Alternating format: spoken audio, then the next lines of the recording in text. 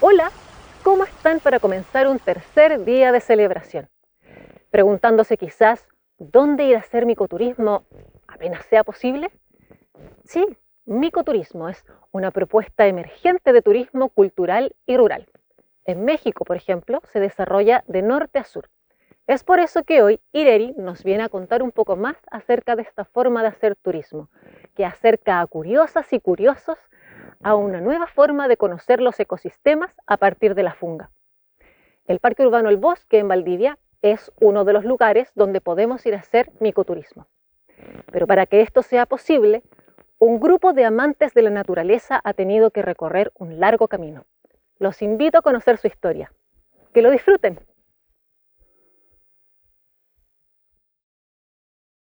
Hola amigas y amigos de Chile y Latinoamérica y el mundo, bienvenidos y bienvenidas a esta actividad del FungiFest 2021, en su sexta versión, el Festival Internacional de Hongos de la Ciudad de Valdivia. Mi nombre es Dinely Soto, micófila y entusiasta, divulgadora de los conocimientos de este reino tan hermoso que es el reino fungi.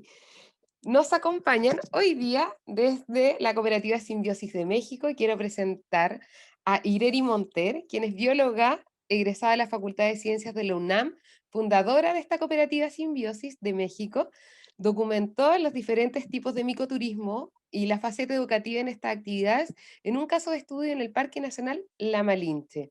Asimismo, propuso un prototipo de guía de campo para la identificación básica de los hongos comestibles del centro de México en el marco del tema que nos convoca, que es el micoturismo. Ha trabajado en la identificación y cuantificación de micotoxinas en alimentos, particularmente en cereales para el desayuno. Actualmente se dedica a la comercialización de hongos comestibles, cultivados y silvestres, así como productos derivados de hongos comestibles y medicinales. La charla de hoy día está titulada El micoturismo en México: ¿qué es, cómo y dónde se hace?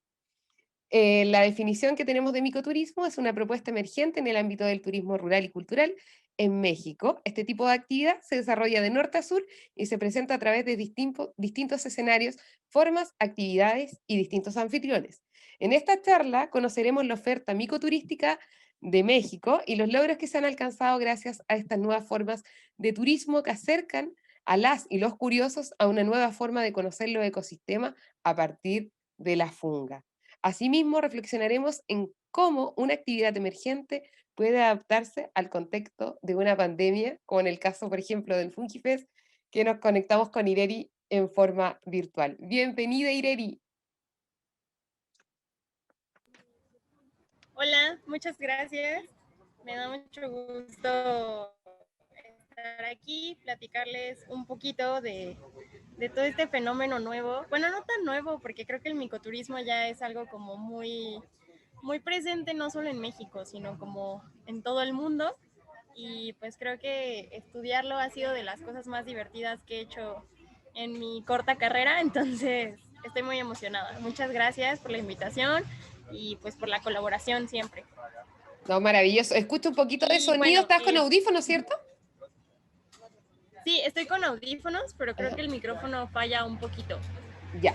Sí, se pega un poquito, pero vamos aquí. Sabemos que hay problemas de repente de tecnología, pero te voy a dar paso a ti, Ireri. Voy a dejar que compartas tu pantalla Como tú dices, el micoturismo se está realizando desde Chile al mundo, pero conocer la experiencia desde México seguro que va a ser muy enriquecedora. Le adelanto que también hay un tremendo taller gastronómico desde allá, así que yo creo que nos van a dar más que ganas de ir a pasear con Ireri y que nos presente estos ricos hongos silvestres y cultivados.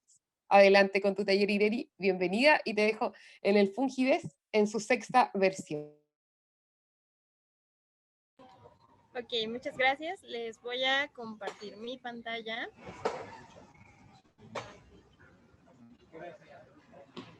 Y tarda un poquito. Creo que ya va. Bueno, pues en lo que carga esto les voy platicando un poquito. Acá en México, esta nueva actividad, lo que es el micoturismo, se ha extendido mucho en los últimos años. Como que las grandes ciudades o las personas que viven en grandes ciudades comienzan a tener ciertos intereses para acercarse hacia los hongos silvestres y empiezan a acudir a este tipo de actividades y distintos grupos, como tanto grupos originarios, organizaciones no gubernamentales o grupos académicos, pues comienzan a organizar este tipo de actividades abiertas a un público en general y a cualquiera que esté interesado en ellas. Entonces yo les voy a platicar un poquito de lo que está sucediendo acá en México, cómo está pues incidiendo en los micoturistas, cuáles son sus expectativas, cuáles son las cosas que les están interesando y pues les voy a contar. Pues nosotros yo he revisado la literatura, he encontrado distintas formas, distintas definiciones de micoturismo. Nosotros podemos encontrar micoturismo básicamente en todo el mundo. Podemos encontrar micoturismo en Estados Unidos, en España, que tienen una oferta muy, muy grande con el proyecto Micosilva. Podemos encontrar micoturismo en Sudáfrica, podemos encontrar micoturismo en México, en Chile, en Argentina, podemos encontrar micoturismo en un chorro de lados y nada más es cuestión de que ahondemos un poquito en el internet y descubramos estas actividades. Y las definiciones que hemos encontrado sobre qué es el micoturismo, pues la que más como que nos gusta es que es una actividad turística recreativa que promueve la conservación de los recursos fúngicos y el bienestar de la población local. Esto es más que nada en el fenómeno que se está dando acá en México en general. O sea, a través de estas actividades nosotros encontramos una forma de comunicar a través de los hongos, pues la importancia de los bosques, de su conservación, de su cuidado y por qué es tan importante que nosotros estemos pendientes de las cosas que suceden en los bosques. A partir de esto, cuando yo inicio mi investigación en micoturismo, yo trabajé en el centro de México, que es como esta partecita que está acá. Este mapa que les enseño es México. Nosotros estamos abajito de Estados Unidos y bueno, en esta zona yo trabajé en el centro de México y trabajé particularmente en el Parque Nacional Amalinche. Esto se encuentra en el estado de Tlaxcala, que es un estado muy, muy chiquito, pero tiene uno de los volcanes más antiguos de acá de México, ya se encuentra inactivo, y también uno de los bosques más impresionantes, más bonitos, pero también con grandes problemáticas de tala ilegal o de incendios forestales provocados. Entonces, bueno, este parque es como muy, muy importante y también hay una estación científica en él y pues ahí estuve yo trabajando para desarrollar mi trabajo de grado. A partir de este trabajo de grado, pues yo me empiezo a familiarizar un poco más con la oferta que teníamos en México y me empiezo a encontrar con que teníamos de este tipo de eventos desde el norte del país hasta el sur del país y para mí empieza a ser algo completamente fascinante. ¿Por qué? Porque mientras yo me pongo a investigar, y no fueron investigaciones propiamente académicas, que fue como lo más divertido, sino que fue meterme a páginas de Facebook, meterme a páginas de Instagram, ir a los lugares, estar conociendo a las personas y preguntarles, ¿cómo haces tu micoturismo? ¿O cuál es tu oferta? Entonces, empezamos a encontrar que este fenómeno de micoturismo pues se extendía desde el norte de México hasta el sur de México y que cada fenómeno era distinto. Entonces, a raíz de esto, pues realizo una pequeña caracterización de cuáles eran las actividades que se estaban ofreciendo, qué eran las cosas que se estaban vendiendo y pues me encuentro con que pues proponemos 4 tipos principales de micoturismo, que sin duda entre ellos puede haber excepciones a la regla siempre, pero de manera general nosotros encontramos estas 4. Desde estas 4 nosotros encontramos que el que más se extiende es algo a lo que nosotros llamamos micoturismo biocultural. Este tipo de micoturismo es muy interesante y se apropia mucho de esta herencia micocultural que existe en México, de todo este patrimonio micocultural, es decir, todos estos aspectos que son tangibles, pero también los intangibles alrededor de los hongos comestibles, de los hongos silvestres, de los hongos medicinales, de los hongos enteógenos, y cómo estos se empiezan a relacionar pues con las personas. Entonces, en este tipo de micoturismo, que es el micoturismo biocultural, pues nosotros encontramos principalmente que la oferta se centra a revalorizar la cultura, o sea, a revalorizar todos estos saberes originarios, a revalorizar todas estas cosas que las personas saben, conocen, viven y que transmiten a los micoturistas durante recorridos, durante ferias, durante degustaciones. Y este tipo de micoturismo lo podemos encontrar sobre todo en el centro de México, que es una de las zonas donde más se consumen hongos acá en nuestro país. Sin embargo, también encontramos otro tipo de ofertas, como es el micoturismo académico. El micoturismo académico normalmente es un fenómeno que está organizado por universidades en México o grupos académicos. Y este tipo de micoturismo también es muy interesante porque si bien puede ser una oferta que esté abierta a personas como el público en general, también son ofertas que se realizan dentro de las universidades. Es decir, se hacen eventos para los chicos y chicas de las universidades, pero solo enfocados a hongos. O sea, se hacen charlas, se hacen talleres, o sea, se hacen un montón de cosas enfocadas principalmente a estudiantes. Y luego tenemos el micoturismo gourmet, que este micoturismo, pues a veces como que el nombre gourmet nos saca un poquito de onda, pero nosotros le asignamos el término gourmet porque es un tipo de micoturismo hacia una cocina muy, muy, muy, llámese sofisticada, pero como muy, no tan tradicional, sino como una comida más pues hecha por chefs, una oferta más de degustación. Y es muy interesante porque estos micoturismos genuinamente han ido conociendo nuevos mercados, han ido ampliando sus ofertas y esto ha sido como muy, muy, muy padre de poder visualizarlo. Nosotros acá en México tenemos ferias de hongos, por ejemplo en Oaxaca, que está como por este lado de México, en donde las ferias ya son organizadas por las mismas comunidades, ¿no? Entonces, una de las ferias más antiguas es la feria de Coajimoloyas en Oaxaca o la feria de San Esteban Atatlauca, que de hecho este año ya sacaron su cartel, eh, porque este año al parecer, con la evolución de la pandemia, pues sí hemos podido o sí vamos a poder tener micoturismo con cupos limitados, todas las medidas de prevención, pero va a poder haber micoturismo. Pero también tenemos otros eventos ya organizados y que tienen un buen rato, como lo es la Feria del Hongo de Tequila, que es una feria en donde se hace una sinergia entre personas de las comunidades del volcán de Tequila y grupos académicos. Y esta feria normalmente se realiza acá, en Jalisco.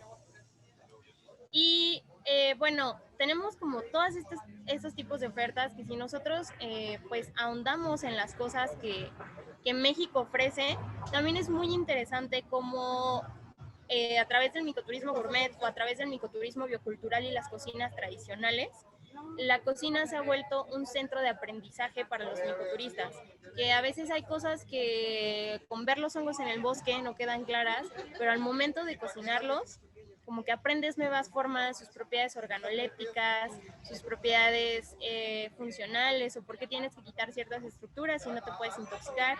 Y han sido dinámicas también muy, muy interesantes.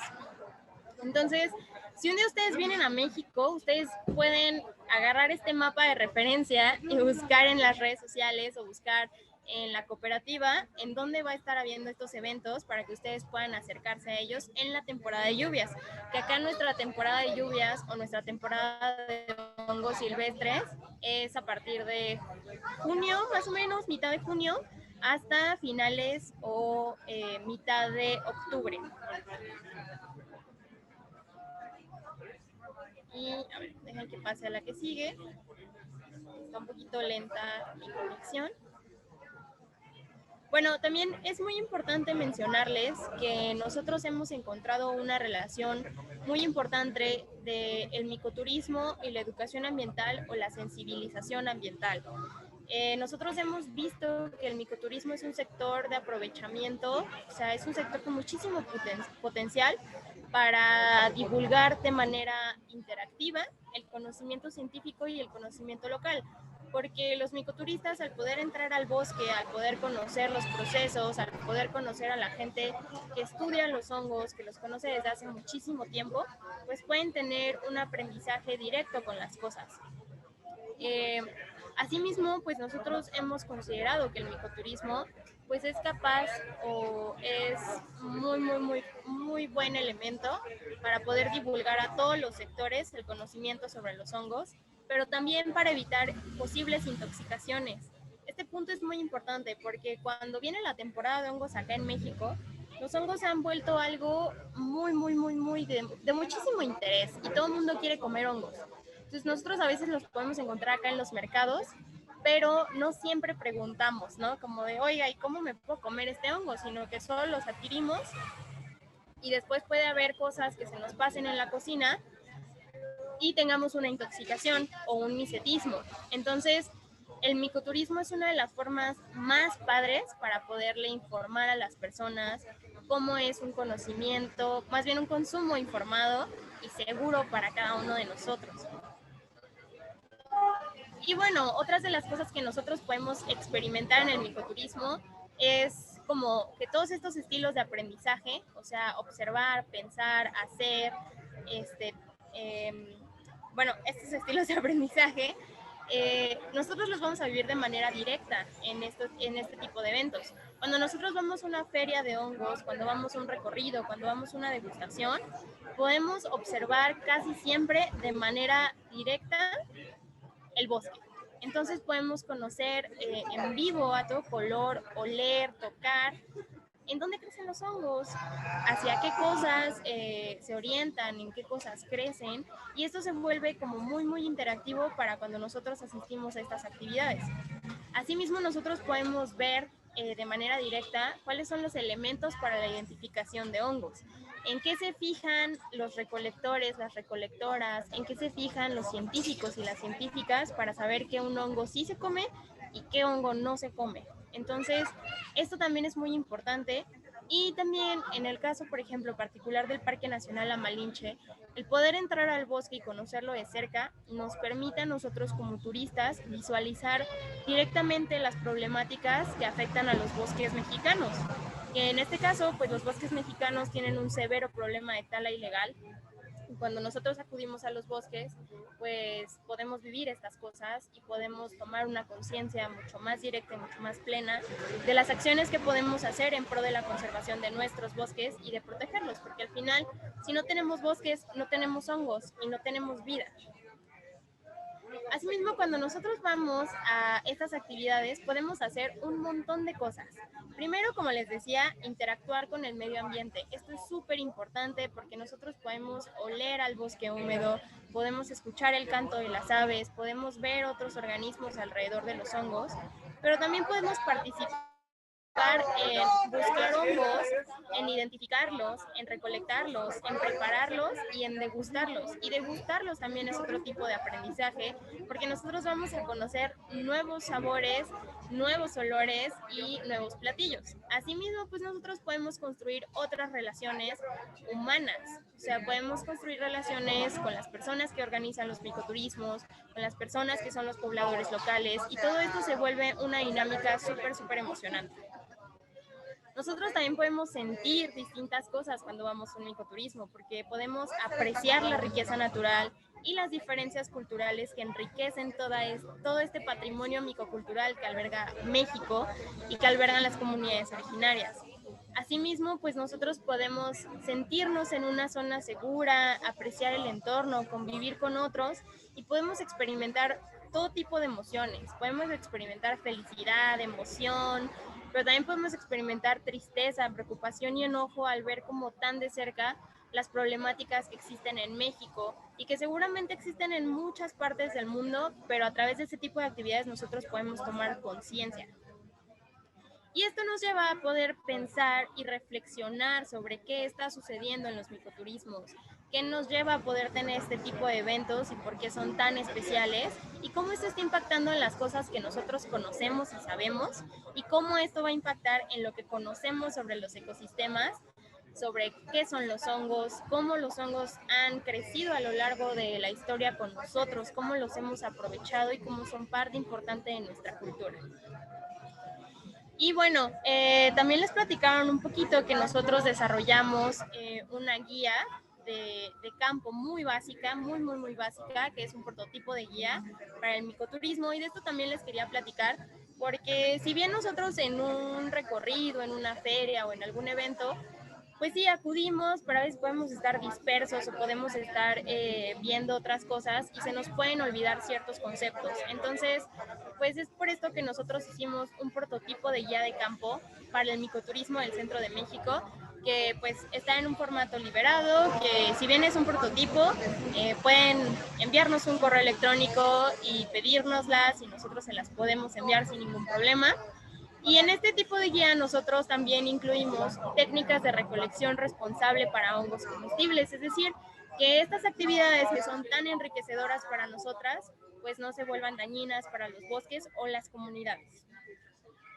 Y bueno, en esta guía, que ya les estoy presumiendo un poquito, pues podemos encontrar aspectos de la morfología de algunos hongos comestibles, cómo se llaman sus estructuras, cómo podemos identificarlas, cómo podemos jugar a ser micólogas un día y pues ahí hacer identificaciones, que obviamente no van a ser identificaciones taxonómicas 100% confiables, pero siempre es divertido estarnos adentrando un poco a la labor científica.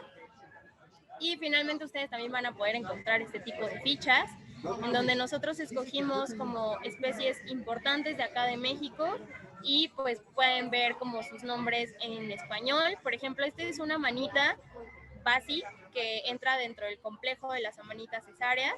Y acá en México simplemente vean todos los nombres que tiene este hongo en español. Ahuevadito, cachimón, cachimoses, hongo amarillo, hongo flor, hongo Santiago, jícara buena, jicales, yema. Y además están los nombres en idiomas originales. Aquí en Tlahuica, Piecajó, es Encho Yegua. Seguramente no lo estoy pronunciando tan bien, pero estoy haciendo mi mejor esfuerzo. En náhuatl, del Parque Nacional Amalinche, le dicen Ayosochit. En Ñumú le dicen Caxjo. Seguro la pronunciación estoy regándola, espero que no tanto. En Ñañú, en la zona de Querétaro, acá en el centro de México, le dicen Xmu. Y en el náhuatl de Hidalgo le dicen Coxcox. Entonces nosotros podemos ver toda esta riqueza de conocimientos tradicionales que hay en cada hongo y también podemos identificar cómo, en qué sustrato crecen, cuál es su hábito, en qué vegetación y cuál es la temporada en la que podemos encontrarlos. Y bueno, con esto terminamos o les termino de contar un poquito de lo que es el micoturismo acá en México. Pues a nosotros nos encantaría que pudiesen visitarnos, que pudiesen acercarse a este tipo de proyectos, que pudiesen pues entrar a todo este mundo increíble de los hongos a través de una actividad tan padre como es el micoturismo y que ha roto barreras, como mencionaba Dinelli, pues ahorita con la pandemia, casi todos nuestros micoturismos tuvieron que ser pues en línea, pero eso también nos permitió a que otro tipo de personas o más público pudiera conocer un poquito de estos eventos y como que le dieran ganas de que en cuanto nosotros regresemos a la vida presencial, pues poder ir a conocer a los hongos al bosque y a las que los estudian. Y pues muchas gracias, no sé si tengan alguna duda o algún comentario. Irene, me había quedado pegada viendo y anotando algunas cositas que me gustaría preguntarte. Hermosa tu presentación, súper completa. Yo creo que es súper importante muchos aspectos que destacaste. Qué lindo. A mí me encanta hacer micoturismo. Encuentro que es una posibilidad hermosa de poder conocer el reino fungi de otra forma, que no sea la académica, sino que más lúdica, más entretenida, en terreno, ahí se suman de repente la familia, los niños, y quería detenerme en algunas cosas en cuanto a las emociones. Me gustó mucho ese aspecto que destacaste, el de las emociones que no solo pueden ser de alegría, felicidad o asombro al encontrar una especie, sino que también a veces un poco de tristeza y rabia por ver que también por la acción antrópica, o sea, de nosotros mismos, algunas especies y algunos ecosistemas se están viendo vulnerados y algunas especies quizás próximamente van a encontrarse hasta en peligro. ¿Cómo has visto tú dentro de estos micoturistas? Me gustó el concepto, sus reacciones, la forma en que tienen de decir esto y cómo cambia también la conciencia. Pues mira, acá en el Parque Nacional La Malinche a mí me llamó muchísimo la atención que uno de los hongueros, acá en el centro de México existe el término honguero o nanacatero, que son personas que recolectan los hongos, ¿no? Es uno de los hongueros que son guías en el recorrido, se llama Pancho. Siempre que íbamos con él al bosque nos decía, es que existe algo que se llama efecto monte. Y yo decía, ¿qué es el efecto monte, no? Y dice, pues tú puedes tener un mal día, puedes haberte peleado con tu novio, con tu novia, puedes haber peleado con tus papás, pero llegas al monte y se te olvida. Y estás feliz y encuentras hongos y hueles como aire limpio y estás feliz. Entonces yo decía como de, no manches, es cierto, ¿no? O sea, yo me acuerdo que para ir a honguear te tienes que levantar muy temprano y yo a veces no soy una persona de mañanas. Entonces yo iba así como de, ah, es muy temprano, hace frío. Y entraba al bosque, yo no, ya estábamos en el bosque, ¿no? Entonces, como que cuando o sea, la gente entraba al bosque experimentaba esto, el efecto monte positivo le llamaría yo. Pero en el recorrido en que nosotros llegamos a una parte talada, o sea, era un claro ya súper talado, les tocó ver como los árboles tirados, como de estos botes de aceite para motosierra tirados, y la gente como que lo primero que hizo fue voltear a ver a Pancho. Entonces Pancho pasa de una sonrisa inmensa a una cara de ¿dónde están los árboles? ¿No? Y después la gente como que voltea y se queda viendo así de ¿qué hacemos? Y todos así de, pues es que no podemos hacer nada ahorita, ¿no? Menté el efecto monte, pero inverso, porque ver la cara de Pancho triste y ver que todos estos comerciales que tú es cuidar los bosques, los incendios forestales, verlo, o sea, vivirlo, para mí era impresionante. Y entonces la gente decía, es que ¿dónde están los guardaparques? Es que ¿dónde están las autoridades? ¿Dónde están los fondos de gobierno para incendios, para protección de los bosques, ¿no? Entonces esto para mí creo que fue de las cosas padres que pude encontrar aquí, porque a partir de esto la gente, si regresaba en próximos años al micoturismo, decía como de, ah, me puse a leer y resulta que La Malinche es un parque nacional y que está, pues sus encargados son tal y escribí un correo, ¿no? Y tal vez el correo no trascendió tanto, pero saber que se les impulsó a esa acción o a estar más al pendiente o estar al pendiente de cómo estaba Pancho, o incluso, por ejemplo, en el pago de los hongos, a veces cuando es temporada, a las personas los hongos se les hacen caros, ¿no? Los hongos silvestres. Cuando las personas fueron al bosque y vieron lo difícil que es encontrar hongos silvestres, fue así de, para nada regateó el precio nuevamente, ¿no? O sea, volver a valorizar el trabajo y que también eso lo comunicaban a sus cercanos, ¿no? Así de, nunca regatees el precio de los hongos, es súper difícil.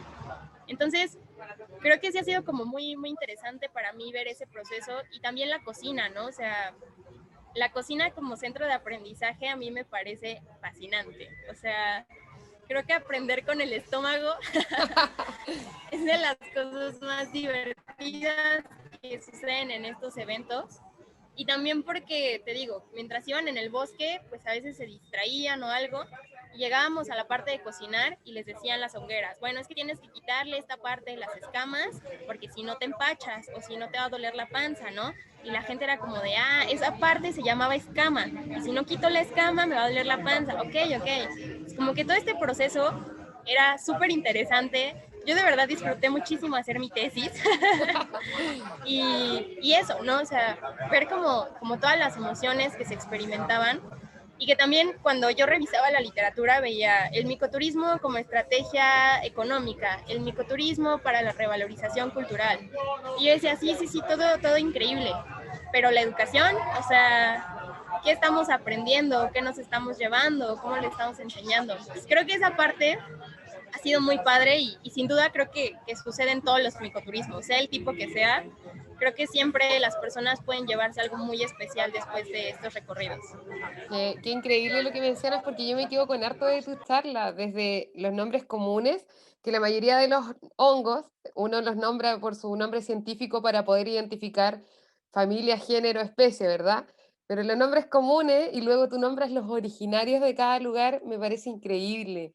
Yo creo que es algo, es un patrimonio sin duda, más que, claro que son ricos los hongos comestibles, claro que hay una revalorización del oficio porque estamos acostumbrados, ¿cierto?, a hablar de profesiones, como quizás la mía, la tuya.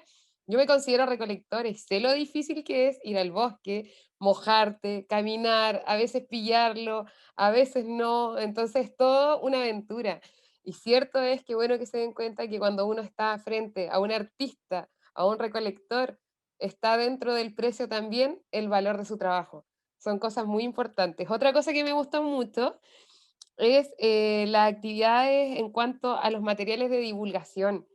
Es como muy importante poder ir generando conocimiento. Algo súper especial que pasa también acá en Chile es que los micoturistas o los micofotógrafos o la gente que está dedicada a la gastronomía también hace aportes a la ciencia, porque van a lugares donde quizás los investigadores no pueden llegar y también son un aporte, también al hacer un seguimiento de especies.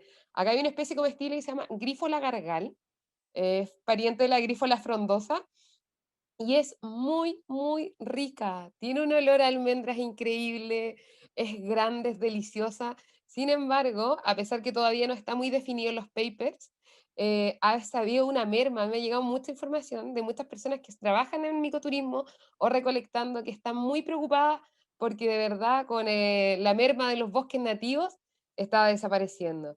En cuanto a eso, ¿tú qué pudiste observar dentro de tu tesis, Ireri? Te me pegaste un poquito ahí. ¿Algo parecido allá en el caso de México? Pues mira, acá en México como tal los materiales de divulgación normalmente los realiza pues como el gobierno. Es que vino como un ruido por acá. Yo estoy que bailo ahora. Este, sí.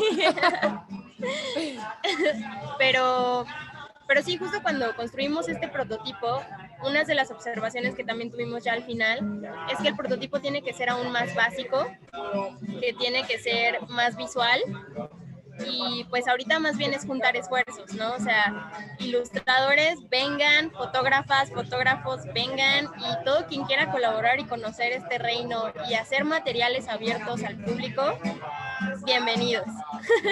Qué maravilla, porque de verdad que aquí, como tú decías, se extiende este micelio que no tiene frontera y no tiene profesiones y solo se une dentro del cariño, porque hay también un puente importante entre la brecha científica y la divulgación y el aporte, como tú dices, de ilustradores, fotógrafos, cocineros, para que este micelio siga creciendo. Yo quiero agradecer, Tireri, me encantó tu presentación, yo creo que le va a llegar a muchas personas, quizás a estudiantes de turismo, quizás a cocineros, a fotógrafos, a artistas, ¿verdad? Que van a querer seguir aprendiendo de la funga, cuidarla, para que ojalá nuestro modo sea este efecto monte, que de verdad yo creo en él, uno de verdad que se le van todas las penitas y preocupaciones ahí, y que sea positivo, y que claro, cuando veamos alguno de estos, actuemos como lo hicieron ellos, que si bien fue un mail lo que mencionaste, yo creo que hace un cambio de conciencia también. Muchísimas gracias. No sé si te quieres despedir con algún mensaje para todas y todos quienes te escuchan en Chile y en Muchas Latinoamérica. gracias por la invitación. Ay, sí, te me pegaste un poquito.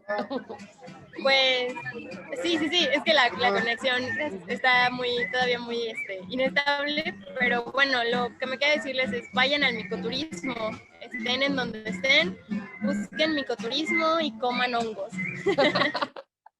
Muchas gracias, Ireri. Desde el FungiFest, en su sexta versión, agradecemos mucho tu tiempo. Un abrazo enorme en la virtualidad, que nos permite también esto de estar conversando. y que siga creciendo el micelio hasta allá y un abrazo gigante. Un gusto.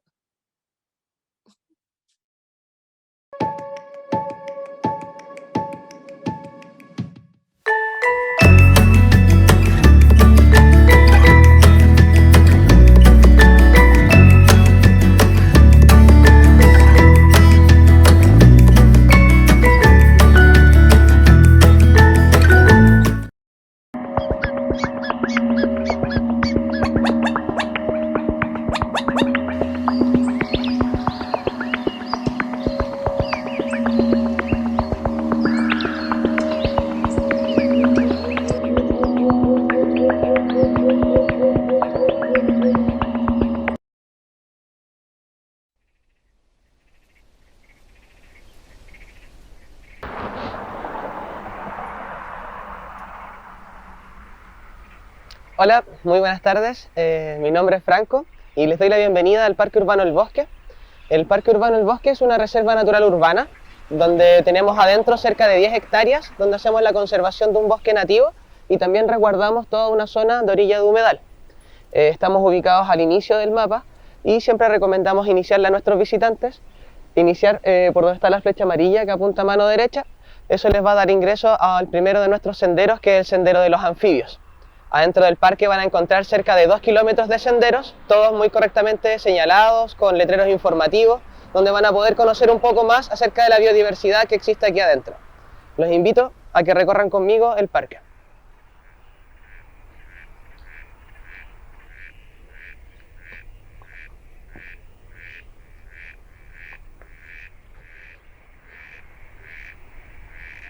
Este paño de bosque y lo que está en el humedal era parte de un gran fundo que se llamaba el Fundo Huacho Copihue, que en ese tiempo, a finales del siglo XIX, pasó a ser parte de la familia Haferbeck, que eran unos colonos a quienes se les donaron estas tierras para que ellos pudieran hacer uso de ellas. El Parque Urbano El Bosque cumple una función de ser una reserva natural, que, como ya les decía, alberga un bosque nativo y también un humedal, lo cual le da un refugio a una gran cantidad de especies que aquí habitan. Entre ellas tenemos, por ejemplo, a la rana chilena, que es el anfibio de mayor tamaño que podemos encontrar acá en Chile, una rana que puede alcanzar unos 30 centímetros, las hembras en su máximo nivel como de crecimiento. Ahora, mientras que ya nos estamos acercando al invierno, la actividad de los anfibios baja bastante, no es muy probable escucharlos ni verlos tanto, pero lo que sí podemos ver y en abundancia acá en el parque en esta temporada son los hongos. Y aquí, por ejemplo, nos encontramos ya por lo menos con unas 3 especies de hongos en un pequeño sector. Tenemos, por ejemplo, acá lo que podría ser un Cortinarius, si es que me ayudan ahí nuestros amigos de FungiFest a poder reconocerlo. Tenemos unos pequeños changles creciendo por allá. Y también nos encontramos con este hongo descomponedor de madera, que podría ser una micena, que vemos que está aquí sujeta a la corteza. Si la damos vuelta vamos a poder ver el cuerpo real del hongo, que sería el micelio, que está abajo, compuesto de todas sus líneas que forman el cuerpo, que podemos conocer como hifas. Un hermoso honguito. Lo vamos a dejar de nuevo ahí.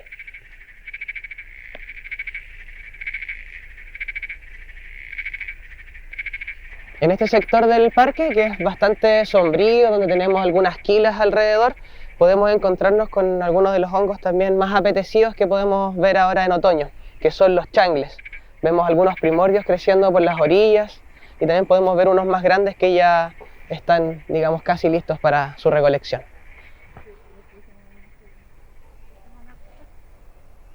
El parque ya surge el año 2004 con la formación del Comité Ecológico Lemu-Lahuen, que veían en este lugar un potencial como para poder abrirlo a la comunidad, para poder enseñar a las demás personas la naturaleza que aquí existe y tratar de ir potenciando también la idea de conservar y proteger la naturaleza. Otro de los aspectos que diferencia el Parque Urbano El Bosque de otros parques de Valdivia es que acá adentro podemos encontrar árboles centenarios, árboles muy antiguos como este roble, que ha sido datado con cerca de 150 años de antigüedad. Y estos árboles nos dejan una tremenda historia, nos dejan un legado, ya que gracias a los estudios que se les pueden hacer podemos saber por ejemplo, los años que han habido más sequía, o nos puede contar la historia de este territorio, si es que han habido incendios, si es que han habido otro tipo de perturbaciones. Todos los árboles antiguos nos cuentan una larga historia y nos permiten saber también acerca de nuestro pasado. Así que eso es un recurso de alto valor que posee el Parque Urbano El Bosque. En las cortezas de los árboles también podemos encontrar una gran diversidad de vida, musgos, líquenes, incluso también algunos hongos que van creciendo en las cortezas.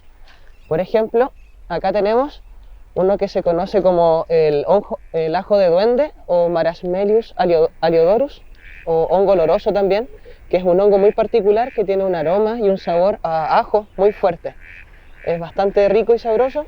Yo les recomiendo que lo deshidraten y lo pueden utilizar como aliño.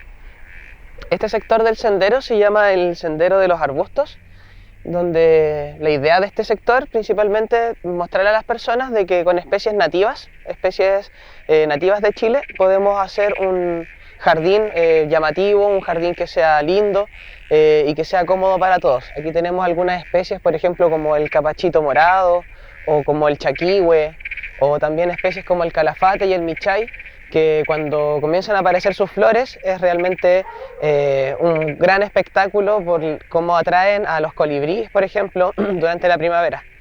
Arbustos como el chaquihue, que gracias a sus flores, por ejemplo, son atraídos los abejorros nativos, el Bombus dalbomi, un abejorro que está en peligro de extinción y que gracias a estas flores los podemos atraer y poder continuar, digamos, con su conservación.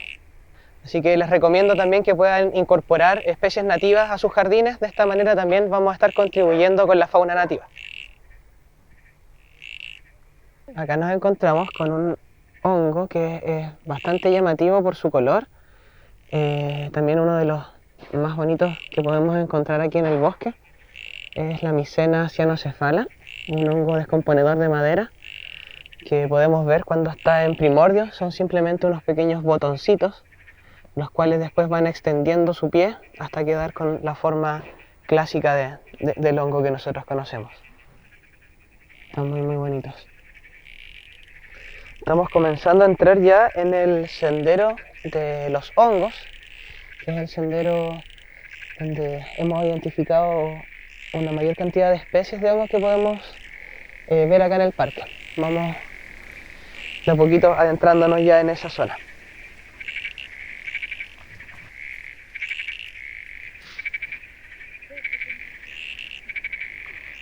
Este hongo tienen una forma bien particular, son muy distintos a los hongos que conocemos generalmente, que tienen como forma de sombrero. Estos, a diferencia de ellos, se llaman ascomicetes y estos tienen otra forma de crecimiento y también, pero también son hongos y también son descomponedores de la materia orgánica. Los cortinarios los podemos reconocer por la especie de cortina que cubre la zona de las lamelas o por donde van liberando sus esporas.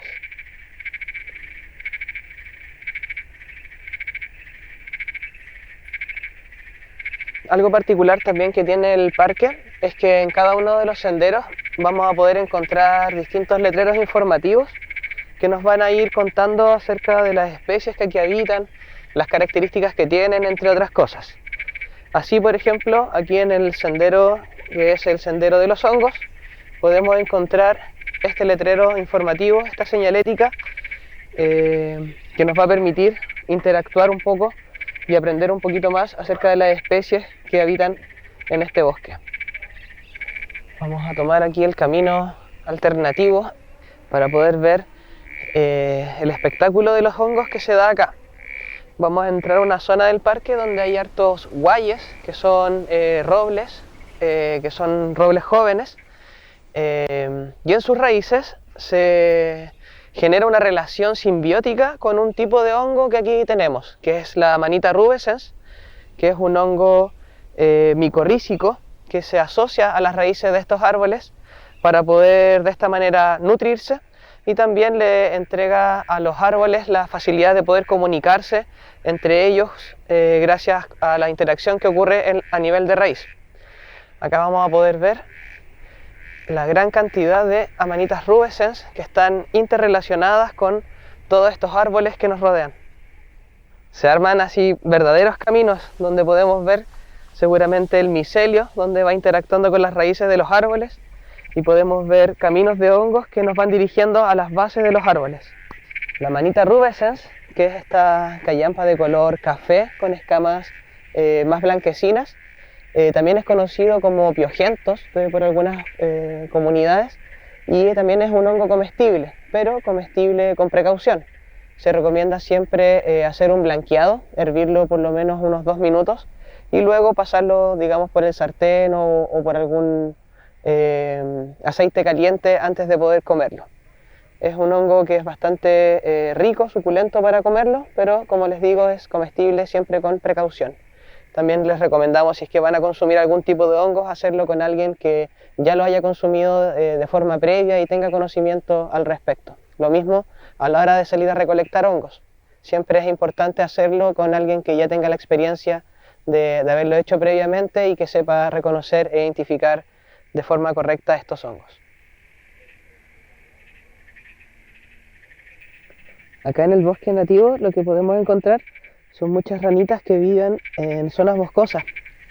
Las ranitas de acá, por lo menos, generalmente ponen sus huevos en el agua, pasan la época larval en charcos de agua o en flujos de agua, pero luego la gran parte de su vida la pasan en el bosque, entre medio de la hojarasca, debajo de troncos, y es ahí donde habitan.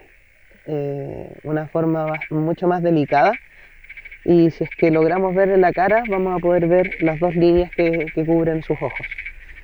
También nos encontramos aquí debajo de este mismo tronco un escorpión o alacrán nativo, que son estos arácnidos que no son muy conocidos y que es bastante pequeñito además. Siguiendo por aquí por el sendero de los hongos, nos vamos a encontrar con uno de los abuelos de acá del parque, que es el arrayán abuelo. Es un arrayán que tiene aproximadamente cerca de 120 años de antigüedad, cuando fue datado cerca del año 2016, gracias a un estudio de dendrocronología que hicieron algunos estudiantes de la Universidad Austral, y nos arroja que es uno de los arrayanes más antiguos que podemos encontrar aquí en la ciudad, junto con otro que podemos quizás ver en algún otro parque de Valdivia. Pero encontrar especies de este tipo, de esta edad, de esta envergadura, es bastante difícil. Así que es un tesoro vivo que tenemos también acá dentro del parque. Seguimos por nuestro sendero.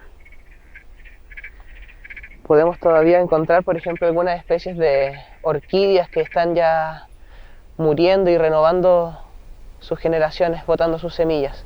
Junto a ellos, montones de grupos de hongos que están también asociados a las raíces de estos árboles, de las plantas, generando un ambiente rico en interacciones a nivel del suelo.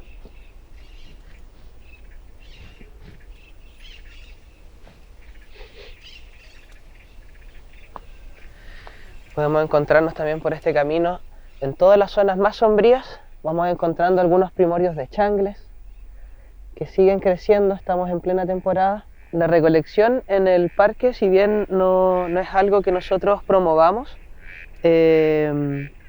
para nosotros también es muy relevante la recolección sustentable por parte de las comunidades. Es una actividad tradicional que es importante que se mantenga, ya que a través de esta se transmiten muchos conocimientos y también se transmite un gran sentimiento de importancia y de cuidado y respeto hacia la naturaleza, la cual nos provee también de alimentos. Por eso, si bien en el parque no se puede recolectar, es importante que la gente pueda conocer estos hongos y pueda también encontrar espacios y promover también la conservación de lugares para que se permita continuar con esta tradición. Vamos caminando ahora hacia el sendero de las plantas trepadoras. En este sendero vamos a encontrar uno de los gigantes de los hongos nativos de esta temporada, que es el loyo.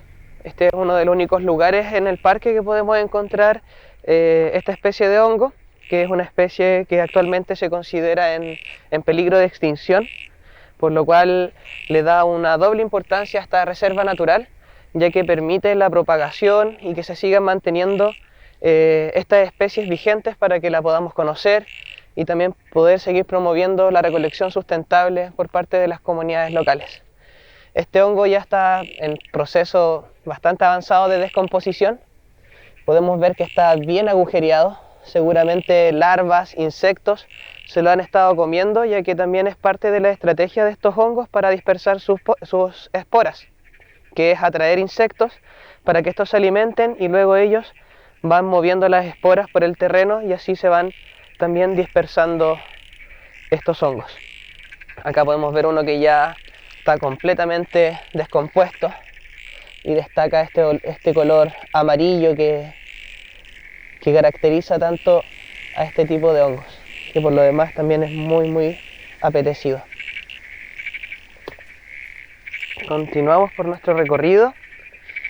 Vamos ahora a bajar a las pasarelas por sobre el humedal, por la que a mí me parece una de las mejores vistas del parque, porque cuando uno está en esta parte es realmente como si estuviéramos muy alejados de la ciudad. Se pierde bastante el ruido de los autos, de los vecinos, y podemos estar por un minuto insertos en la selva misma, en el bosque valdiviano. Por este camino vamos a poder encontrar también algunos hongos que crecen de estos grandes robles, como son las orejas de palo, que son estos hongos que crecen en forma de disco, que se van alimentando de la base, o sea, del centro, digamos, del árbol. Por acá vamos a encontrar uno de los más grandes que tenemos en el parque. Este parque además es súper privilegiado desde ese punto de vista. Tenemos por un lado un bosque templado lluvioso, que es un bosque de los más característicos, digamos, de esta zona geográfica. Es súper representativo en este pequeño parche, que esta isla de biodiversidad es súper representativo de los bosques que se van a encontrar alrededor de la región. Aquí podemos encontrar especies como el olivillo, como los robles, arrayanes. Hay una gran cantidad de especies de árboles que vamos a encontrar acá que son representativos de la región, digamos. Acá tenemos esta tremenda oreja de palo que crece en este centenario roble. Este hongo vive en este árbol hace muchos años, por lo menos mucho más desde los que yo estoy en este parque, y presenta características súper particulares. Es un hongo duro, bien leñoso, que podemos encontrar durante todo el año, que presenta en la parte de abajo una coloración blanca, que si uno lo toca con el dedo queda inmediatamente marcado. En algunos lugares de Chiloé dicen que esta es la libreta del Trauco, donde él anota aquí abajo los nombres de sus víctimas, los cuales luego se van borrando con el paso del tiempo. Este hongo también es utilizado de forma, algunos estudios revelan que tiene muchas propiedades medicinales, y también históricamente ha sido utilizado como hongo yesquero, como madera ya degradada, de fácil para hacer un fuego desde cero. Son muy buenos para iniciar fuego. Acá encontramos una oreja de palo que estaba caído y que al abrirlo también nos podemos percatar que sirve, una vez ya caído, como refugio y alimento para otros seres. Si bien es un hongo que está cumpliendo una gran función al descomponer la materia orgánica, al morir también sigue cumpliendo una gran función como nicho ecológico para otras especies. Está todo completamente relacionado. El bosque es diversidad, el bosque es vida, es un lugar de aprendizaje, incluso para como aspectos sociales, aspectos humanos. Aquí podemos ver distintos tipos de relaciones y aprender de ellas, pues, de la relación del mutualismo, de la simbiosis, del comensalismo, del parasitismo. Incluso podemos sacar conclusiones que nos pueden ayudar para la vida diaria. En el Parque Urbano El Bosque no solamente van a poder disfrutar del ecosistema del bosque como tal, sino que también vamos a poder encontrar este ecosistema de humedal, el cual se puede recorrer por estas pasarelas que se extienden por sobre el humedal del sector El Bosque o Huacho Copihue, como se le denomina. Este ambiente nos va a permitir encontrar, ver, escuchar una gran cantidad de especies de aves, sobre todo en la época de primavera-verano, cuando llegan muchas especies que son migratorias como el runrún, como el trile, que son especies que las podemos encontrar solamente en esa temporada. Durante todo el año vamos a poder escuchar al chercán de Las Vegas, vamos a poder ver también al Siete Colores, podremos encontrar igual o escuchar durante largas horas al trabajador, y también en esta temporada, especialmente de otoño y de invierno, podemos escuchar el triste canto de la viudita. Muchas especies de aves son las que habitan en este bosque y humedal, y eso también le da un plus para el visitante, porque puede encontrar en un solo lugar, muy cerca del centro de la ciudad, una exuberante biodiversidad y bastante representativa de lo que son los bosques valdivianos. Seguimos por nuestro recorrido ahora del Parque Urbano El Bosque, nos iremos al Sendero de los Camarones.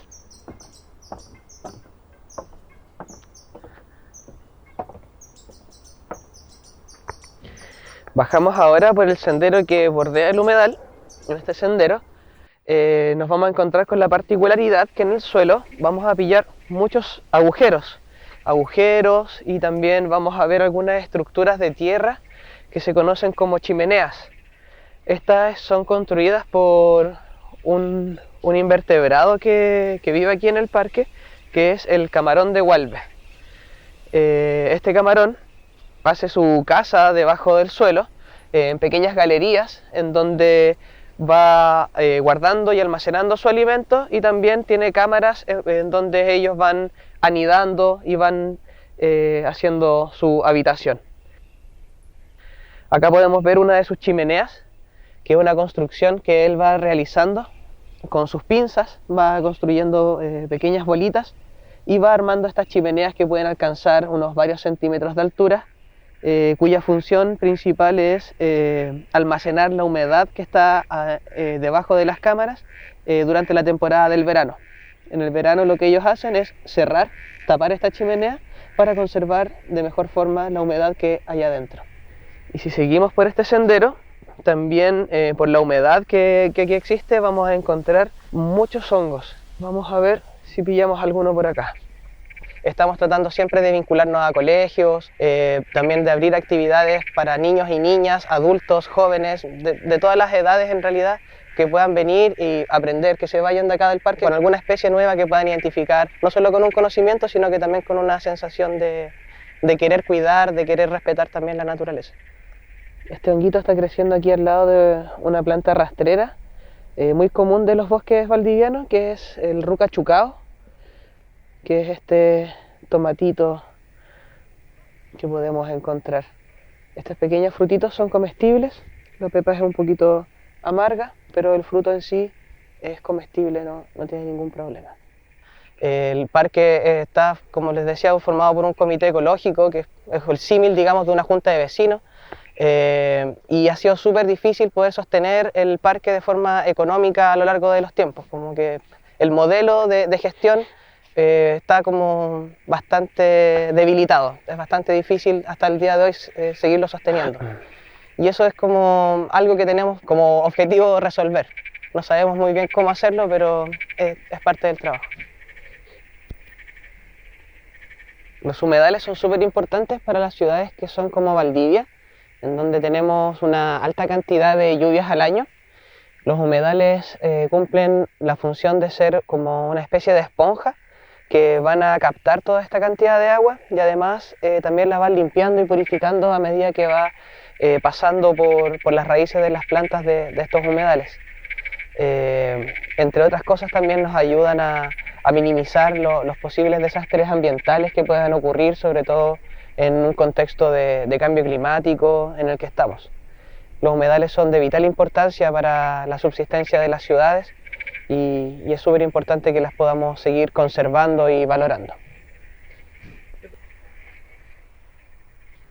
Continuando con nuestro recorrido, nos vamos a encontrar con otras especies de hongos. Este es pariente del loyo, de ese hongo bien grande que pudimos ver anteriormente, pero este es el pichiloyo o Boletus loyita.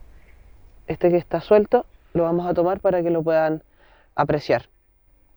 Es un hongo que está cada vez más escaso, según algunos recolectores, es cada vez más difícil de ver, y es un hongo que también podría verse amenazado por una de las principales causas, que es la pérdida de hábitat, la deforestación y el cambio de uso de suelo, donde se sustituye el bosque nativo, que es diverso como hemos podido ver, se sustituye por una o dos especies que finalmente no le dan espacio a estos hongos o a otra diversidad de especies a poder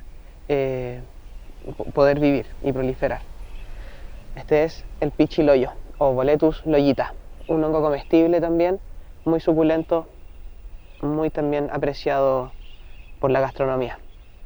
Seguimos ahora por nuestro sendero, vamos subiendo hacia el otro mirador. Este mirador está conectado por los cerca de 400 metros de pasarela de acceso universal que tenemos, y esto, como les decía, les permite a las personas en situación de discapacidad o con movilidad reducida poder también conectarse con el bosque, poder contemplar el humedal y también aprender un poquito más acerca de la diversidad de estos bosques y humedales que tenemos en Valdivia.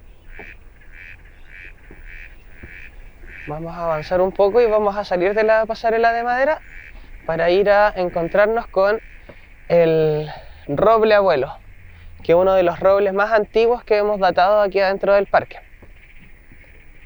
La máquina de la destrucción avanza mucho más rápido que la de la conservación. Es todo el rato como estar buscando alternativas para fomentar, para fortalecer, pero la devastación avanza 2 pasos, 3 pasos más rápido que nosotros. Entonces siento que contribuyo harto acá desde el parque, pero aún así la esperanza como que se debilita a veces viendo el contexto en el que estamos. Llegamos aquí a uno de los árboles más antiguos del parque, el arrayán abuelo, o sea, el roble abuelo. Este roble tiene más de 150 años de antigüedad, fue datado también en un estudio de dendrocronología y es el padre o madre de muchos de los árboles que tenemos aquí en nuestro entorno. Es uno de los sobrevivientes también de este bosque. Se sabe que muchos de los bosques valdivianos, para poder abrirse paso en ellos, se les inició fuego, generando grandes incendios que permitieron poder avanzar con la agricultura sobre estos bosques. En algunos de estos árboles podemos encontrar huellas de fuego, donde nos cuenta la historia de los incendios que se provocaron en este lugar, y generalmente lo vamos a ver en los árboles más antiguos, que son los sobrevivientes y que finalmente pudieron prevalecer y seguir dándole vida y continuidad a este bosque. Para quienes no conozcan el parque, aparte de ser una reserva natural urbana, el Parque Urbano El Bosque es también un centro de educación ambiental donde hacemos actividades con escuelas, con personas particulares, con grupos de adultos mayores, actividades con diversos grupos etarios, y también es un centro de reunión cultural y artístico.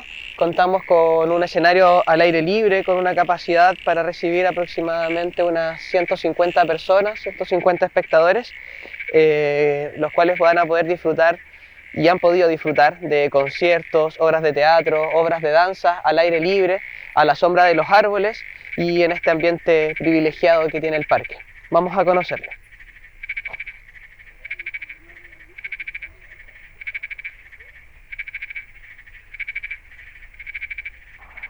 En este escenario se han presentado algunas artistas como Beatriz Pichimalén o obras de teatro como Blue Jean en vuelo, obras y personas y artistas que son afines a la idea que tenemos nosotros como parque urbano de conservar, de divulgar también el conocimiento de la naturaleza para promover también así un sentimiento de cuidado y de conservación hacia esta. Como pueden ver, nuestras butacas son súper rústicas, hechas con materiales que hemos también tomado de acá mismo del parque, y que también, por supuesto, no podían estar ausentes los hongos que también están degradando por aquí algunas de nuestras butacas. Pasen, miren por acá, y tenemos, por ejemplo, acá algunas especies como el cola de pavo o Trametes versicolor, que es un hongo muy bonito, muy llamativo, que además también estudios recientes han demostrado su alta capacidad para combatir contra el cáncer o para poder eliminar ciertas enfermedades también, desintoxicante y también estimulante del sistema inmunitario. Ya, vamos.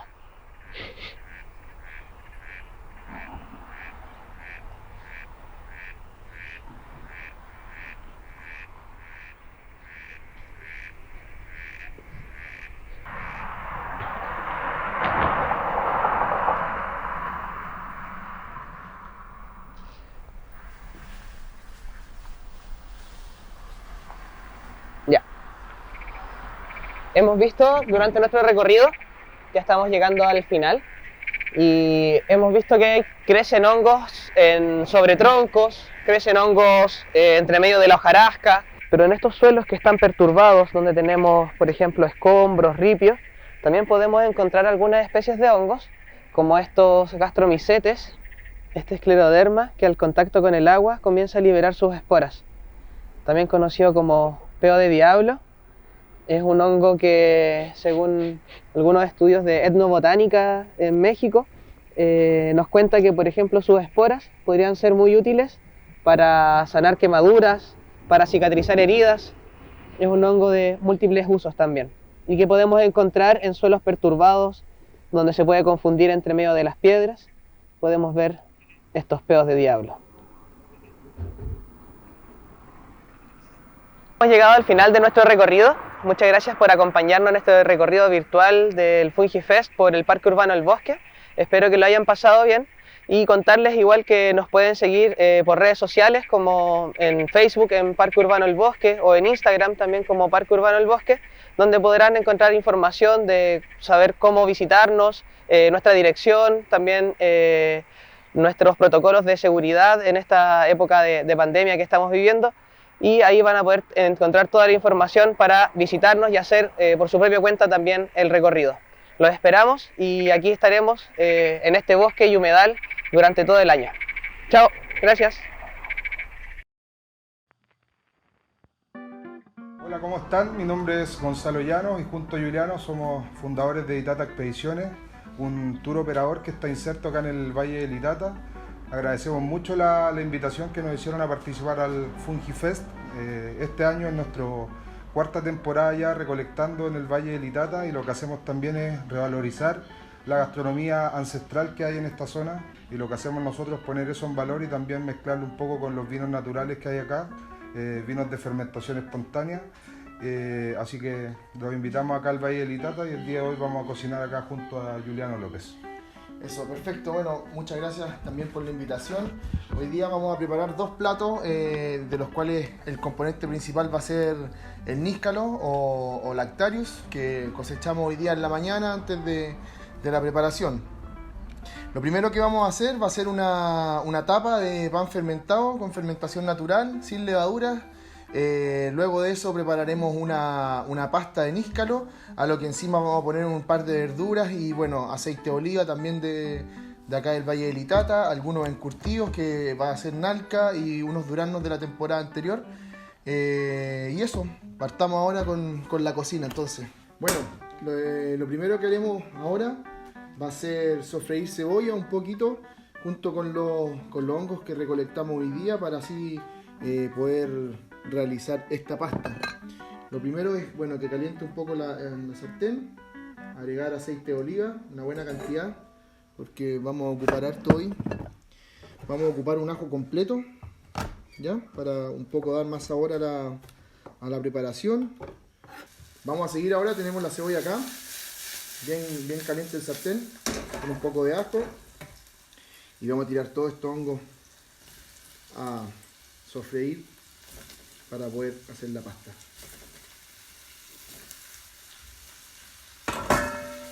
Esperamos que se sellen los que están más abajo.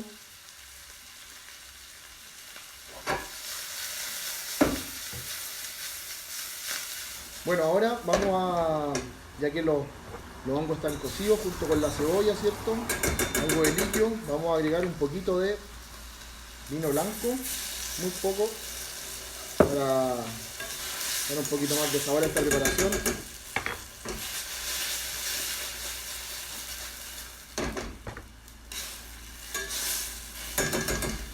Vamos a agregar sal de mar también,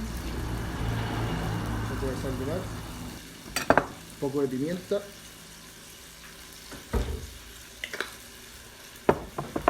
Y acá tenemos un poco de pesto de albahaca que vamos a ocupar para la pastita. Ahora vamos a tomar estos lactarios que ya están cocinados, ¿cierto? Tienen algo de líquido también para que quede un poquito más pastosa, o sea, menos pastosa y más líquida igual. Vamos a ocupar un poco de ese líquido para moler. Bueno, ahora ya tenemos la pasta, o sea, perdón, los níscalos cocinados ya acá en este frasco y vamos a moler para luego utilizarlo como la cama del pan.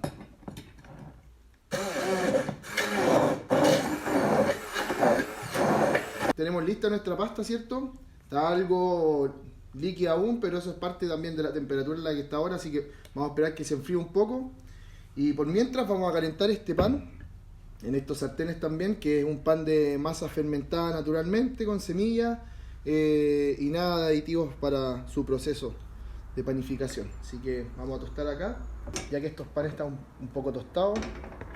No vamos a esperar que se quemen tanto, sino más bien se doren y se calienten un poco con el oliva, así que vamos a reservarlos para poder saltear unos honguitos un poquito más chiquititos. Bueno, ya tenemos el pan, ¿cierto? Que está tostado. Vamos a poner acá unos pancitos, ¿cierto? Pero antes vamos a preparar un chimichurri con cebolla, nalcas que tenemos acá encurtidas, son de la temporada anterior, ¿cierto?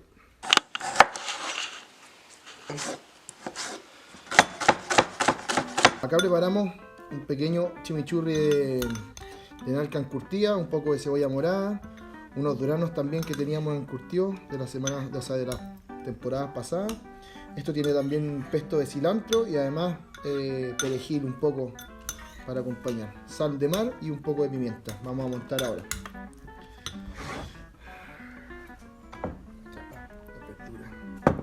Bueno, vamos con la pasta, que ya está un poco más fría, ¿cierto? Pero igual sigue estando consistente. Vamos a agregar aquí en nuestra tapa.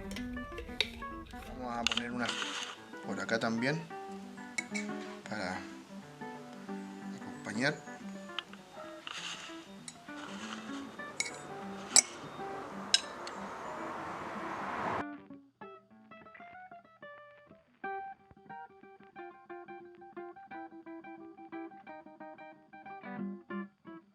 Ahora vamos a dar paso al siguiente plato, que va a ser un risotto de mote con lactarius también. Vamos a aprovechar las verduritas que teníamos de la tapa, las vamos a agregar acá para no perder nada. Así que vamos a agregar estos lactarius que tenemos ya salteados a la preparación. Esto ya está salado, ya está con pimienta. Vamos a agregar algunas verduras para no perderlas.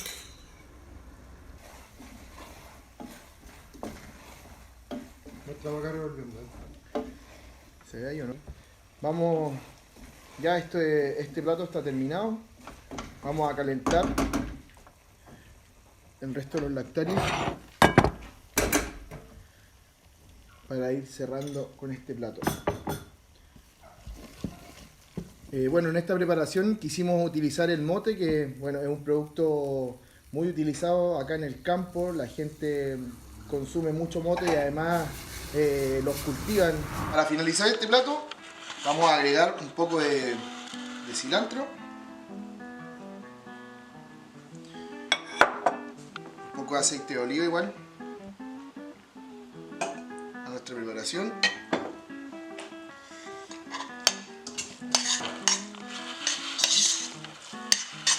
Con un poco de mote, un poco de verdura.